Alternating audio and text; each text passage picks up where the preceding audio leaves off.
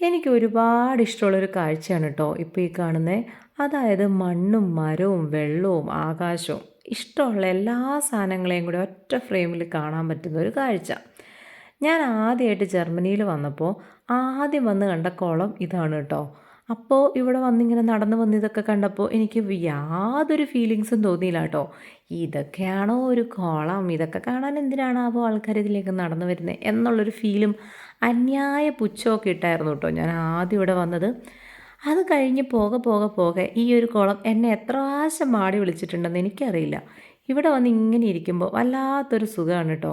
ഇപ്പോൾ വന്ന് വന്ന് വന്ന് ഇത് എൻ്റെ ഒരു ജീവിതത്തിൻ്റെ ഭാഗമായി എന്ന് തന്നെ പറയാം.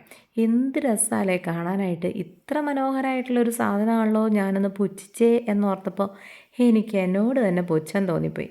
അല്ലെങ്കിൽ നമുക്ക് അങ്ങനെയൊക്കെ ആണല്ലോ, ചില കാര്യങ്ങളുടെ വിലയൊക്കെ മനസ്സിലാവാൻ ലേറ്റാവും.